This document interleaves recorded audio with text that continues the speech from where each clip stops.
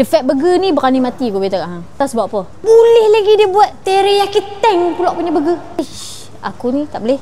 Walaupun kau ajar kat sini, aku nak rasa sedap tak sedap, padu tak padu. So, tunggu apa lagi? Jom ikut saya. She was a fairy. Tunggu apa lagi? Aku lapar dah.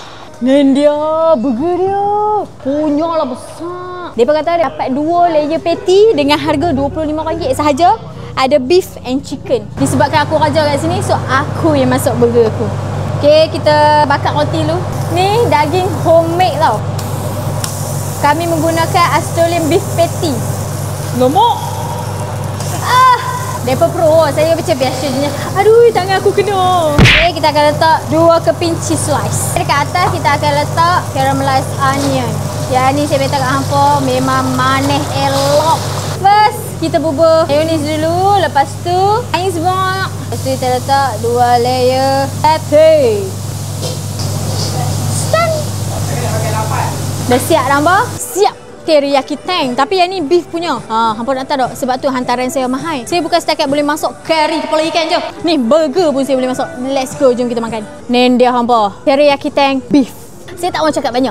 Saya just nak rasa sedap tak sedap. Had tu sajalah. Dia pun duk kata sedap-sedap. Tambah-tambah bos. Hampa tengok kalau video yang lagi satu kan. Bos kata memang sun, memang sedap. Tak tipu kat hampa, memang sur geng. Tak sedap siap bos. Saya pecat bos. Sekali hampa kena buka kotak dulu. Bila hampa buka kotak macam ni, tahu selesa makan. Untuk sos kita akan bagi asing macam ni lah. Hampa buka. Dia ala-ala samurai memang kan. Tengok macam mana cara saya makan. Hampa boleh tengok ni. Double macam ni dengan harga RM25 sahaja. Memang sangat-sangat berbaloi hampa. Kami menggunakan Australian beef patty. Saya tak mahu cakap banyak Bagi saya rasa dulu tengok macam mana sur tak sur. Bismillah.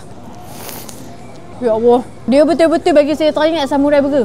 Hampa nampak patty dekat The Fat Burger. Saya beritahu hampa memang tebal, juicy. Lepas tu dia punya rasa senang cerita, main sendiri rasa. Jom bah, saya layan dulu makan. Hampa tengok video ni sampai habis. Tahu. Bismillah.